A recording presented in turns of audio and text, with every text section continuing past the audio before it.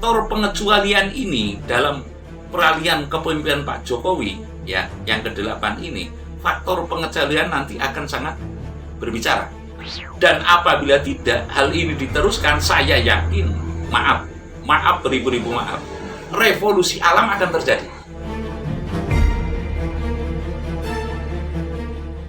Sewu, Mbah, miturut sudut pandang lahir maupun batin panjenengan, kira-kira siapa pengganti Pak Jokowi nanti kalau misal di tahun 2024? Tapi ulo salam yo atur bagyo wis muga nusantara. Wong wilahing jati nuhuni hajat jalur nusantara tapi uluk salamuni. Kalau niku pertanyaannya cenderung kepada ramalan, tapi dalam hal ini saya tidak berpihak kepada sebuah ramalannya, walaupun sebenarnya juga ramalan. Tapi setiap orang kan punya interpelasi ya, punya penafsiran, punya sudut pandang, dan sudut pandang itu sebenarnya ya ada yang mentidakbolehkan atau yang ditakutkan, yang dikhawatirkan gitu, mendahului kehendak yang maha kuasa. Namun tidak apa-apa, karena kita niat itu dalam artian memberikan tanda-tanda atau memberikan sebuah rujukan agar artinya hal yang demikian itu ada baiknya untuk menunjukkan keberhati-hatian, kewaspadaan, lalu yang hasilnya nanti untuk kemaslahatan atau cara anunya itu memayu hayuneng bawono, memayu hayuneng sesomo.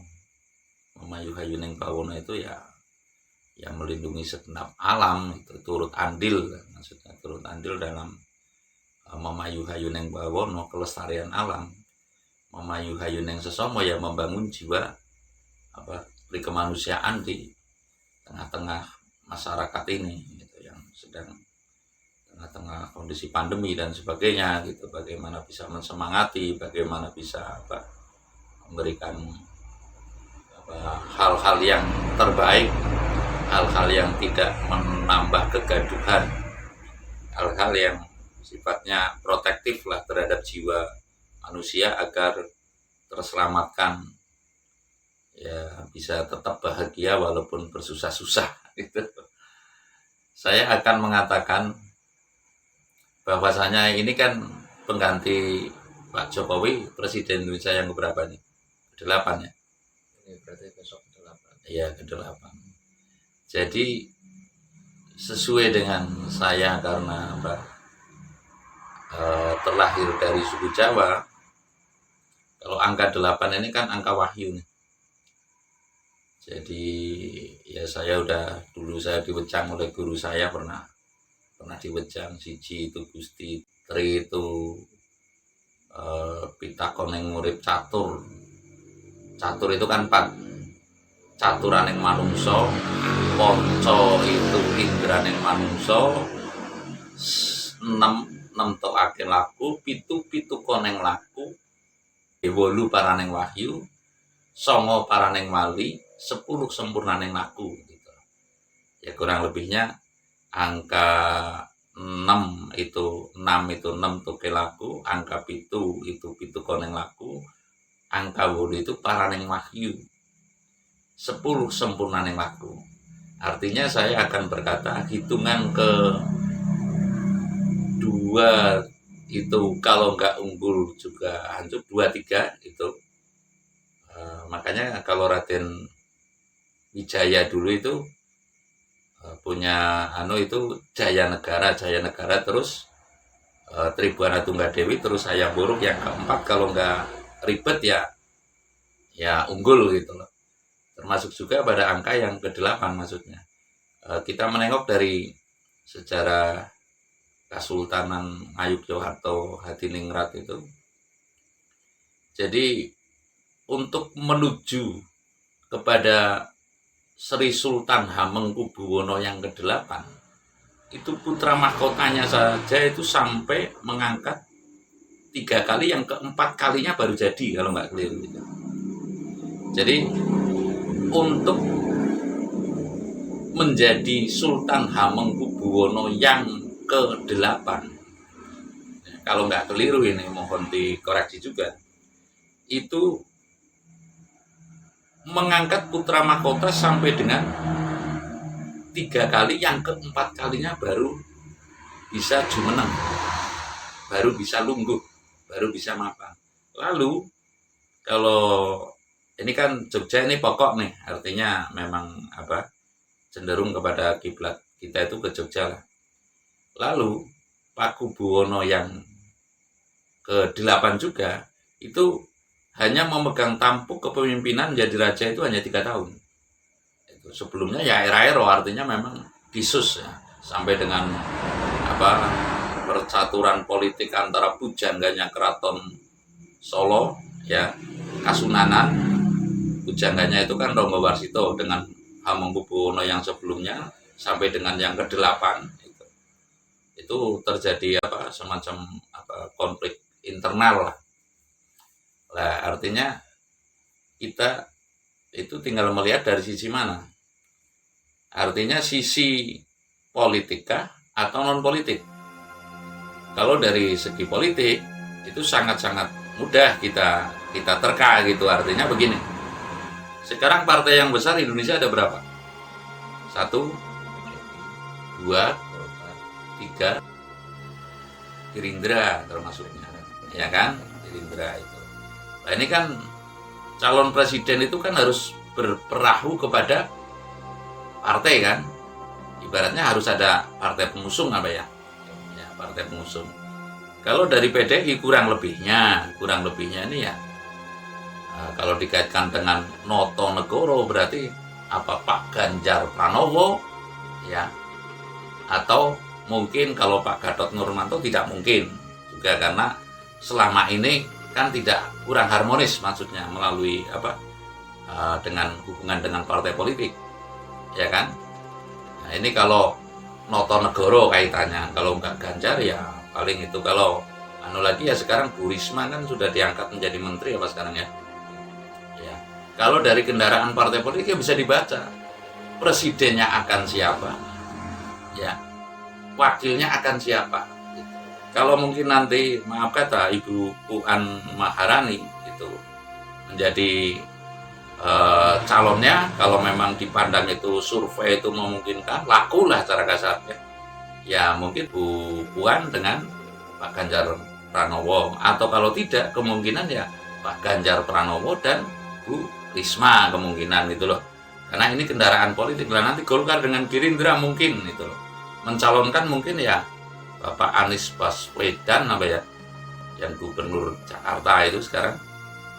Nah, terus nanti wakilnya mungkin ya koalisi gitu, koalisi dengan Nasdem mungkin ya nanti Anies Baswedan dan Surya Paloh mungkin, atau saudara Surya Paloh mencalonkan dari kader Nasdem itu, ya bisa dibaca seperti itu. Namun yang saya katakan ini tadi politik ya. Nah, yang non politik, saya akan mengatakan cenderung kepada non politik. Kemungkinan kalau dulu corona belum terjadi, kita berkata corona itu mungkin gitu loh. Wah, nggak usah ngayal kamu gitu loh. Nah, kurang lebih artinya kejadian pemimpin yang ke-8 ini, kalau saya tadi mengatakan adalah Paraneng Wahyu, itu betul-betul manusia yang kewahyu. Artinya begini, sekarang saya pernah mengatakan bahwasanya kira-kira situasi sekarang, situasi sekarang ini, mungkinkah ada sosok kaum politik yang mumpuni, maksudnya saya bukan merendahkan ya, yang mumpuni untuk bisa mengkanter untuk bisa mempertahankan republik ini, artinya apalagi maaf kata ke arah sejahtera bersama sesuai ukurannya, bahagia ya artinya. Sedangkan untuk menata birokrat sekarang ini kan macam-macam nih. Ada undang-undang omnibus law ya, ada undang-undang sekarang corona itu, ada undang-undang ini, ada undang itu, taruhlah. Ini secara birokrat saja kan sudah mabut-mabut ini kalau menurut saya itu. Terus yang saya katakan artinya Indonesia sekarang tidak mungkin menurut saya apabila kita menghendaki secara seksama untuk bisa menuju ke arah kesejahteraan. Indonesia kurang memungkinkan setidaknya untuk bisa ditata dengan maaf sekali dengan kaum politik. Bukan berarti saya akan membubarkan Indonesia mengajak opini masyarakat maksudnya kepada arah monarki, itu bukan. Artinya kemungkinan perlulah ada sebuah undang-undang yang mengarah kepada independen atau pencalonan yang tidak melalui partai maksudnya. Kira-kira mungkin nggak? Tapi kalau sekarang itu kelihatannya sangat susah gitu loh. Artinya saya akan memberikan referensi bahwasanya mestinya para kader, para wadah politik ini, ya kaum politik ini maksudnya, partai inilah cara kasarnya itu, mestinya mencari orang yang betul-betul pantas, betul-betul mampu bisa mereda dan meredamkan, artinya meredam situasi yang panas, situasi yang galak, situasi yang pandemi maksudnya itu, sampai kepada titik yang paling ujung dalam titik tujuan bernegara itu adalah mensejahterakan masyarakat. Nah, tapi sudah menjadi rahasia lagi bahwasanya partai politik itu juga erat kaitannya dengan kapital atau modal. Sementara kader yang sudah lama di situ juga mungkin sudah banyak mengeluarkan modal, Mbak. Yaitu ini sebuah polemik yang luar biasa menurut saya. Artinya kita berharap bangsa ini kan semua rakyatnya tulus, pejabatnya tulus gitu loh ya. Tapi kalau sudah seperti inilah yang membuat sebuah bangsa ini akan makin hari makin merosot derajatnya, bahkan kalau boleh dibilang makin hari makin bisa menghancurkan bangsa itu sendiri gitu loh. Saya ingin mengatakan maksudnya, bukan saya menggiring opini publik ya. Publik ini harus betul-betul berpikir, publik ini harus betul-betul menghayati, artinya kata hayat yang menjadi panutan. Cukuplah hatimu sebagai penyeimbang dalam perilakumu. Cukuplah hatimu sebagai penimbang dalam penataan dirimu dan bangsamu. Itu loh. Yang saya maksud, artinya saya secara terang-terangan ingin mengatakan bahwasanya pemimpin yang ke-8 ini mestinya pemimpin yang kewahyon, yang tahu alur, yang memimpin negara ini dengan hati, yang memimpin negara ini dengan perasaan. Ya kalau nanti kompetitif, artinya kompetitif itu kan persaingan ya. Di dalam partai, mungkin maaf ini, Bu Risma nanti ada yang ingin lagi di bawahnya kan? Mungkin itu Pak Ganjar, nanti mungkin ada yang ingin lagi kan? Lalu dengan mendesaknya, membuat hebohnya Bu Megawati, ini referensinya dari Bu Mega kan? Ya, kalau Bu Megawati nanti membuat rikuh lagi yang semestinya umpamanya harus kepada si A, lalu jatuh kepada si B, ini yang akan mempercarut mabut suasana. Coba sekarang bayangkan, kita mesti harus pakai perasaan. Teruskan saja, kalau kata saya, teruskan saja. Yang namanya pendidikan dan kesehatan ini kan semestinya mencerdaskan kehidupan bangsa ini, ya, tidak boleh terkomersialisasikan. Bahkan saya dulu waktu saya masih SD gitu, membaca orang miskin dan anak telantar dipelihara. Nah, ini kata-kata dipelihara saja menurut saya kurang pas, ya. Diarahkan oleh pemerintah untuk menjadi yang tidak miskin, itu loh. Semestinya seperti itu. Nah, sekarang undang-undang sekarang saya nggak pernah lihat nih. Ya, artinya ini betul-betul harus bisa memenuhi target dari para pendiri bangsa yang anti kapitalis dan imperialis. Nah, tadi artinya ini hubungannya dengan kapital nih, Mas Anam bertanya, ya kan? Hubungannya dengan kapital. Kapitalisme yang tanpa perasaan, ya. Kapitalisme yang berperasaan, menurut saya yang dicetuskan oleh Bung Hatta, koperasi, ya. Tapi kapitalisme yang membuang perasaan, yang meniadakan atau menyaris tiadakan, ya, atau hampir meniadakan sama sekali perasaan dan hati, ini kapitalisme buta, Mas, yang saya yakin akan menghancurkan bangsa, begitu loh. Kalau boleh saya ngomong, ya taruhlah faktor pengecualian ini dalam peralihan kepemimpinan Pak Jokowi, ya, ke-8 ini, yang ke-8 ini, faktor pengecualian nanti akan sangat berbicara.